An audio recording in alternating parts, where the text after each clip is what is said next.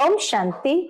आज 31 मई 2025 के बाबा के अनमोल मधुर महावाक्य सुनेंगे। आज की मुरली में बाबा कहे, बच्चे जब मधुबन आते हैं तो किस लिए आते हैं? पढ़ाई पढ़ने आते हैं, लेकिन किससे पढ़ने आते हैं? तो बच्चे कहेंगे बाप दादा के पास। बाबा कहे, ऐसे कभी विचित्र बात सुनी है कि बाप दादा इकट्ठे पढ़ाते हैं?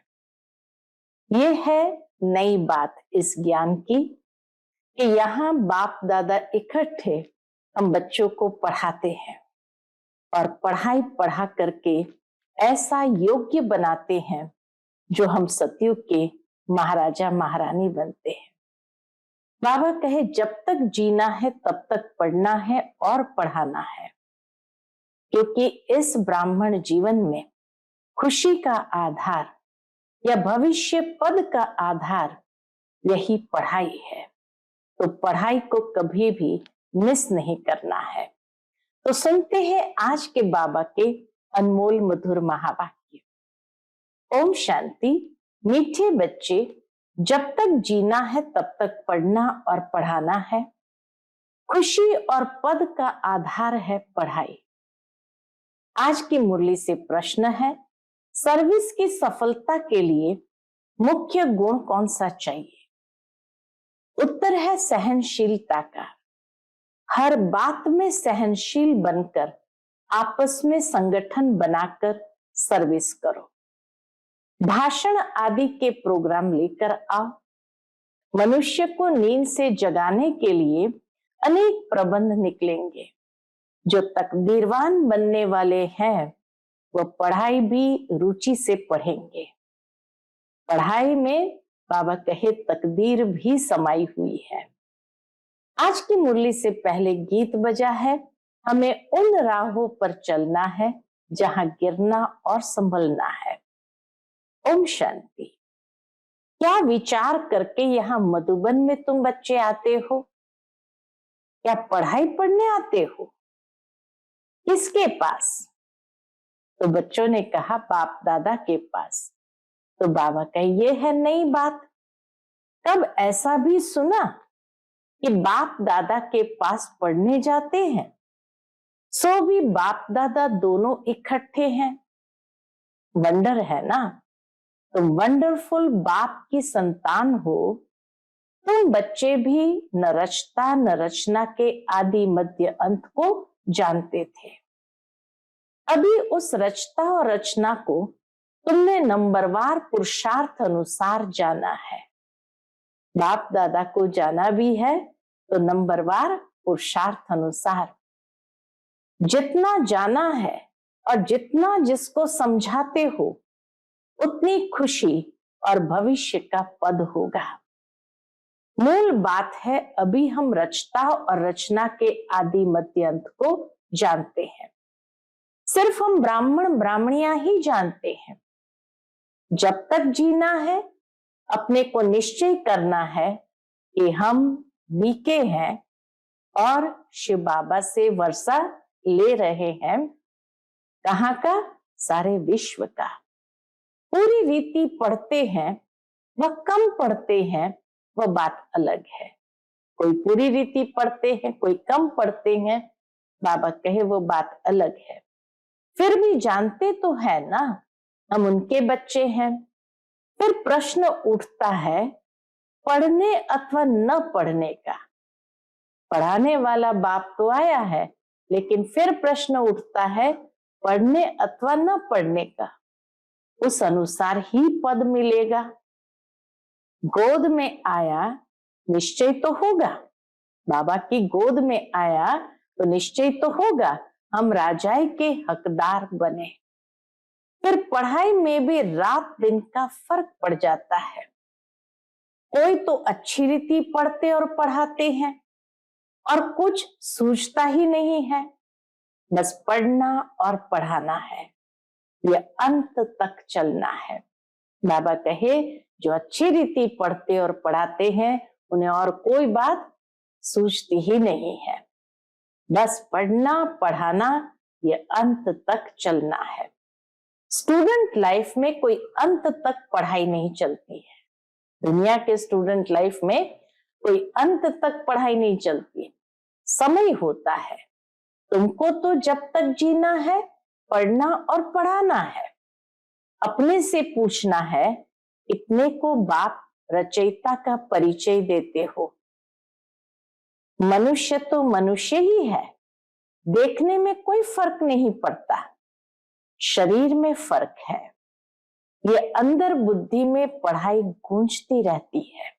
बाबा जो पढ़ाई पढ़ाता है, बाबा कहे अंदर में गूंजती रहती है। जितना जो पढ़ेगा उतनी उनको खुशी भी रहेगी। अंदर में ये रहता है कि हम नए विश्व का मालिक बनूंगा। अभी हम स्वर्ग द्वार जाते हैं। अपने दिल से सदैव पूछते रहो, हमारे में कितना फर्क है। जब से ज्ञान में आए तब से कितना फर्क पड़ा है। बाप ने हमको अपना बनाया, हम क्या से क्या बनते हैं। पढ़ाई पर ही मदार है। पढ़ाई से मनुष्य कितना ऊंच बनते हैं। वह तो सब अल्पकाल क्षण भंगुर के मर्तबे है। उसमें कुछ भी रखा नहीं है, जैसे कोई काम के नहीं। लक्षण कुछ भी नहीं थे। बाबा कहे पहले के समय में लक्षण कुछ भी नहीं थे। अब इस पढ़ाई से कितना ऊंच बनते हो। सारा अटेंशन पढ़ाई पर देना है। आज की बाबा की मुरली सारी पढ़ाई पर। जिसकी तकदीर में है, उनके दिल पढ़ाई में लगती है। औरों को भी पढ़ाई लिए भिन्न भिन्न रीति पुरुषार्थ कराते रहते हैं। दिल होती है उनको पढ़ाकर वैकुंठ का मालिक बनाए। मनुष्य को नींद से जगाने के लिए कितना माथा मारते रहते हैं और मारते रहेंगे। मनुष्य को जगाने के लिए बाबा कहे कितना माथा मारते हैं और मारते रहेंगे। ये प्रदर्शनी आदि तो कुछ नहीं। आगे चलकर और प्रबंध निकलेंगे समझाने लिए। अभी बाप पावन बना रहे हैं, तो बाप की शिक्षा पर अटेंशन देना चाहिए। हर बात में सहनशील भी होना चाहिए। पढ़ाई के साथ साथ बाबा धारणा भी बताते हैं कि हर बात में सहनशील भी होना चाहिए। आपस में मिलकर संगठन कर भाषणों आदि के प्रोग्राम रखने चाहिए। एक अलफ पर भी हम बहुत अच्छा समझा सकते हैं, ऊंचते ऊंच भगवान कौन। एक अलफ पर तुम 2 घंटा भाषण कर सकते हो। बाबा कहे सिर्फ एक बाप के परिचय पर तुम 2 घंटा भाषण कर सकते हो। यह भी तुम जानते हो, अलफ को याद करने से क्या होता है। जितना बाबा को याद करते हैं, खुशी रहती है। अगर बच्चों का याद की यात्रा में अटेंशन कम है, अलफ को याद नहीं करते हैं, तो नुकसान जरूर होता है। सारा मदार याद पर है। याद करने से एकदम हेवन में चले जाते हैं। बाबा कहे याद करने से एकदम हेवन में चले जाते हैं। याद भूलने से, याद करने से एकदम हेवन में चले जाते हैं और याद भूलने से ही गिर पड़ते हैं। इन बातों को और कोई समझ न सके। शिव बाबा को तो जानते ही नहीं, बल कितना भी कोई भक्ति से पूजा करते हो, याद करते हो, फिर भी समझते नहीं। तुमको बाप से बड़ी जागीर मिलती है। बाबा कहे तुम बच्चों को बाप से बड़ी जागीर मिलती है। भक्ति मार्ग में कृष्ण का दीदार करने लिए कितना माथा मारते हैं। अच्छा दर्शन हुआ, फिर क्या फायदा तो कुछ भी नहीं हुआ। दुनिया देखो किन बातों पर चल रही है। तुम जैसे कि गन्ने का रस शुगर पीते हो, बाकी सब छिलके चूसते हैं। तुम अभी शुगर पीकर पूरा पेट भरकर आधा कल्प सुख पाते हो। बाकी सब भक्ति मार्ग के छिलके चूसते नीचे उतरते आते हैं। अब बाप कितना प्यार से पुरुषार्थ कराते हैं, परंतु तकदीर में नहीं है तो अटेंशन नहीं देते हैं। बाबा कहे पढ़ाई पर अटेंशन देना, उसके लिए भी तकदीर चाहिए। न खुद अटेंशन देते हैं, न औरों को देने देते हैं। न खुद अमृत पीते हैं, न पीने देते हैं। बहुतों की ऐसी एक्टिविटी चलती है। बाबा तो सब कुछ देखते हैं कि बच्चों की कैसी एक्टिविटी चलती है। अगर पूरी रीति पढ़ते नहीं, रहमदिल नहीं बनते, इसका कल्याण नहीं करते, वो क्या पद पाएंगे? तो ज्ञान के आधार से ही इस जीवन में खुशी भी है, और जितना ज्ञान से दूसरों का कल्याण करते हैं उतना उच्च पद भी पाएंगे। पढ़ने और पढ़ाने वाले इतना उच्च पद पाते हैं, पढ़ते नहीं है तो क्या पद होगा? वह भी आगे चल रिजल्ट का पता पड़ जाएगा, फिर समझेंगे बरोबर बाबा हमको कितना वार्निंग देते थे। यहाँ बैठे हो, बुद्धि में रहना चाहिए, हम बेहद के बाप के पास बैठे हैं। वह हमको ऊपर से आकर इस शरीर द्वारा पढ़ाते हैं, कल्प पहले मुआफिक। अब हम फिर से बाप के सामने बैठे हैं, उनके साथ ही हमको चलना है, छोड़कर नहीं जाना है। बाबा के साथ ही हमको चलना है, छोड़कर नहीं जाना है। बाप हमको साथ ले जाएंगे। ये पुरानी दुनिया विनाश हो जाएंगी, यह बातें और कोई नहीं जानते।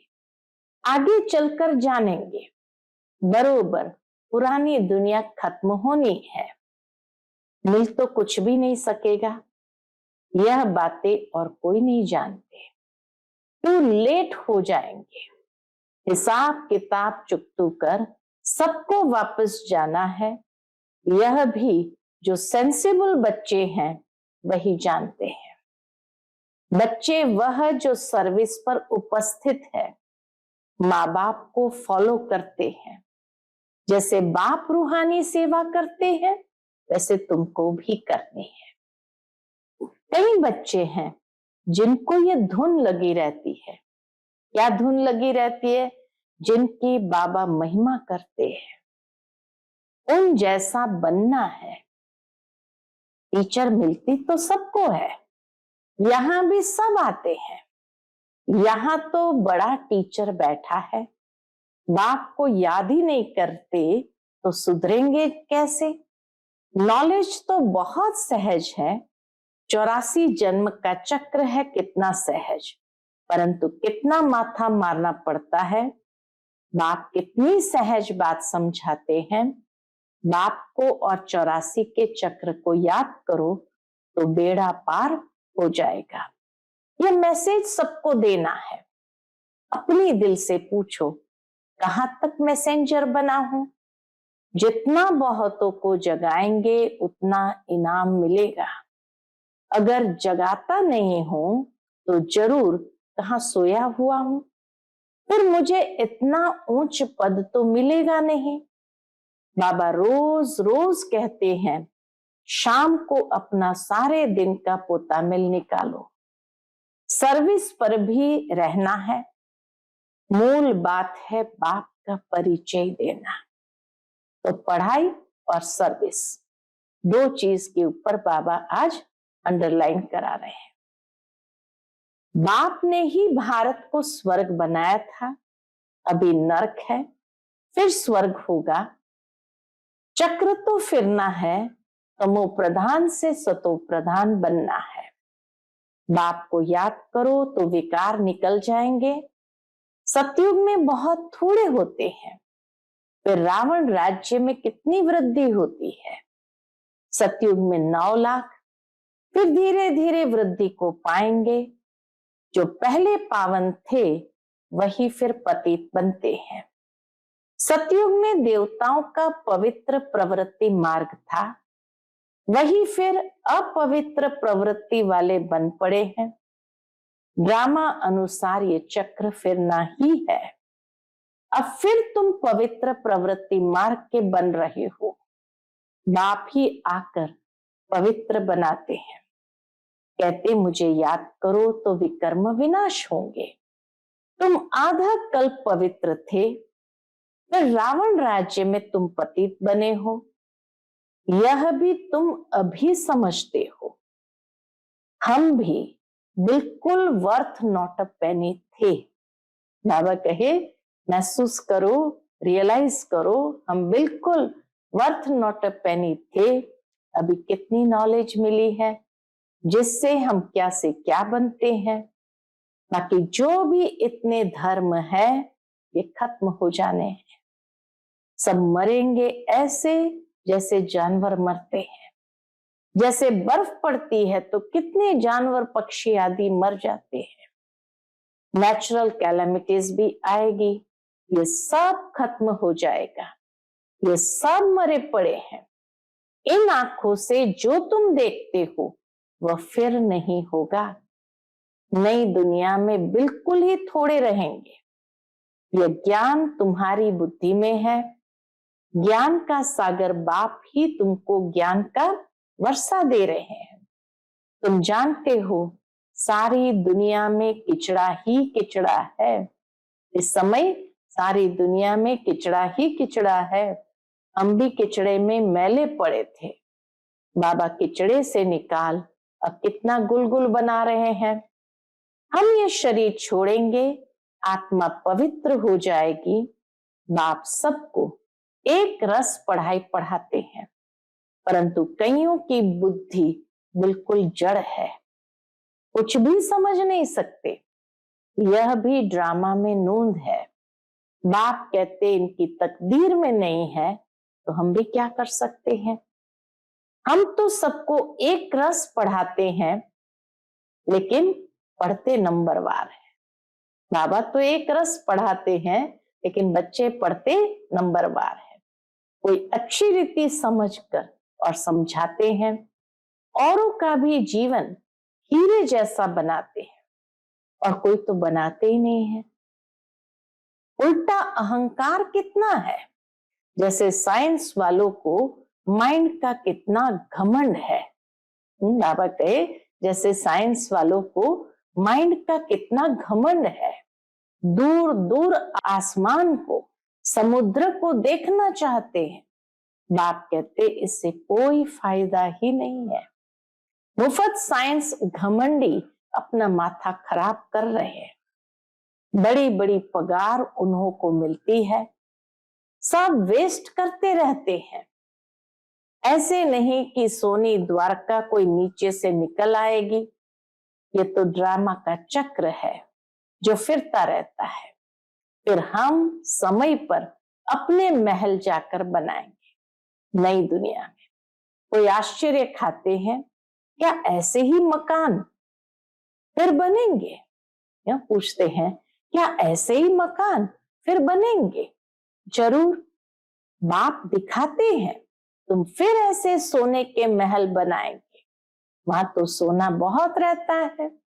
अभी तक भी कोई कोई तरफ सोने की पहाड़ियां बहुत है, परंतु सोना निकाल नहीं सकते हैं। नई दुनिया में तो सोना की अथाह खानियां थी। नई दुनिया में तो सोने की अथाह खानियां थी, वो खत्म हो गई। अभी हीरे का दाम भी देखो कितना है। आज इतना दाम, कल पत्थरों मिसल हो जाएगा। सतयुग में तो पत्थरों मिसल हो जाएगा। बाप तुम बच्चों को बड़ी वंडरफुल बातें सुनाते हैं और साक्षात्कार भी कराते हैं। तुम बच्चों को अब बुद्धि में यही रहना है, हम आत्माओं को अपना घर छोड़े कितना साल हो गया। बाबा कहे 5000 वर्ष हुए। इसको मुक्ति धाम कहते हैं। हमारा घर मुक्ति धाम है। भक्ति मार्ग में मुक्ति के लिए कितना माथा मारते हैं, परंतु अभी तुम समझते हो सिवाय बाप के कोई मुक्ति दे नहीं सकते, साथ ले नहीं जा सकते हैं। अभी तुम बच्चों की बुद्धि में नई दुनिया है, जानते हो ये चक्र फिरना है। तुमको और कोई बातों में जाना नहीं है, सिर्फ बाप को याद करना है। सबको यही कहते रहो, बाप को याद करो तो विकर्म विनाश होंगे। बाप ने तुमको स्वर्ग का मालिक बनाया था ना। तुम मेरी शिव जयंती भी मनाते हो। कितना वर्ष हुआ? 5000 वर्ष की बात है। तुम स्वर्गवासी बने थे, फिर 84 का चक्र लगाया है। यह भी ड्रामा बना हुआ है। तुमको ये सृष्टि चक्र आकर समझाता हूं। अभी तुम बच्चों को स्मृति आई है बहुत अच्छी तरह से। हम सबसे ऊंच पाठधारी हैं। हमारा पाठ बाबा के साथ है। हम बाबा की श्रीमत पर, बाबा की याद में रहकर औरों को भी आप समान बनाते हैं। जो कल्प पहले थे वही बनेंगे। साक्षी होकर देखते रहेंगे और पुरुषार्थ भी कराते रहेंगे। सदा उमंग में रहने के लिए क्या करो?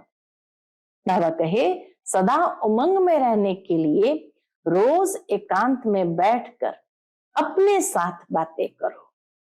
बाकी थोड़ा समय इस अशांत दुनिया में है, फिर तो अशांति का नाम नहीं रहेगा।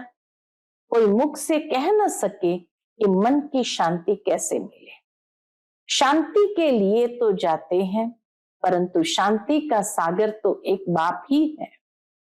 दूसरे कोई पास ये वस्तु है नहीं। वैसे तुम बच्चों की बुद्धि में गूंजना चाहिए। बाबा कहे, ये ज्ञान की बातें, रचता रचना का ज्ञान तुम बच्चों की बुद्धि में गूंजना चाहिए। रचता और रचना को जानना, यह है ज्ञान। वह शांति के लिए, वह सुख के लिए। मुक्ति धाम में जाना है तो रचता को याद करो। रचना अर्थात सुख के लिए। सुख होता है धन से।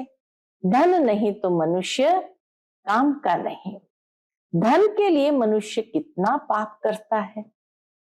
बाप ने अथाह धन दिया है, स्वर्ग सोने का, नर्क पत्थरों का। अच्छा, मीठे मीठे सिकिलधे बच्चों प्रति माता पिता बाप दादा का याद प्यार और गुड मॉर्निंग। रूहानी बाप के रूहानी बच्चों को नमस्ते। हम सब रूहानी बच्चों की रूहानी माता पिता बाप दादा को याद प्यार, गुड मॉर्निंग और नमस्ते नमस्ते। शुक्रिया बाबा, शुक्रिया। आज की मुरली से धारणा के लिए मुख्य सार है। पहली पॉइंट, समय निकाल एकांत में अपने आप से बातें कर अपने को उमंग में लाना है। आप समान बनाने की सेवा के साथ साथ साक्षी होकर हर एक के पाठ को देखने का अभ्यास करना है। दूसरी पॉइंट, बाप को याद कर अपने आप को सुधारना है। अपने दिल से पूछना है कि मैं मैसेंजर बना हूं, कितनों को आप समान बनाता हूं। आज का बाप दादा का मधुर वरदान हम बच्चों के लिए है। श्रेष्ठ पुरुषार्थ द्वारा फाइनल रिजल्ट में फर्स्ट नंबर लेने वाले उड़ता पंछी भव। श्रेष्ठ पुरुषार्थ द्वारा फाइनल रिजल्ट में फर्स्ट नंबर लेने वाले उड़ता पंछी भव। फाइनल रिजल्ट में फर्स्ट नंबर लेने के लिए पहली बात, दिल के अविनाशी वैराग्य द्वारा बीती हुई बातों को, संस्कार रूपी बीज को जला दो। और दूसरी बात, अमृत वेले से रात तक ईश्वरीय नियमों और मर्यादाओं का सदा पालन करने का व्रत लो। और तीसरा, मनसा द्वारा, वाणी द्वारा या संबंध संपर्क द्वारा निरंतर महादानी बन, पुण्य आत्मा बन, दान पुण्य करते रहो। जब ऐसा श्रेष्ठ हाई जंप देने वाला पुरुषार्थ हो, तब उड़ता पंछी बन फाइनल रिजल्ट में नंबर 1 बन सकेंगे।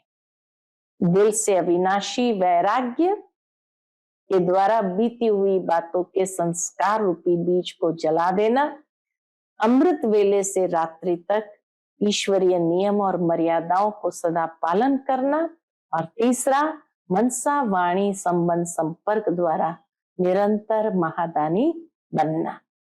तो बाबा कहे तब जाकर के फाइनल रिजल्ट में उड़ता पंछी बन नंबर 1 बन सकेंगे। आज का स्लोगन है वृत्ति द्वारा वायुमंडल को पावरफुल बनाना, यही लास्ट का पुरुषार्थ व सर्विस है। वृत्ति द्वारा वायुमंडल को पावरफुल बनाना, यही लास्ट का पुरुषार्थ व सर्विस है। आज का अव्यक्त इशारा है रूहानी रॉयल्टी और प्योरिटी की पर्सनालिटी धारण करो। उसके अंतर्गत विशेष आत्माओं व महान आत्माओं को देश की व विश्व की पर्सनालिटीज कहते हैं। पवित्रता की पर्सनालिटी अर्थात हर कर्म में महानता और विशेषता। रूहानी पर्सनालिटी वाली आत्माएं अपनी एनर्जी, समय, संकल्प वेस्ट नहीं गंवाते, सफल करते। ऐसी पर्सनालिटी वाले कभी भी छोटी छोटी बातों में अपने मन बुद्धि को बिजी नहीं रखते हैं। अच्छा, ओम शांति।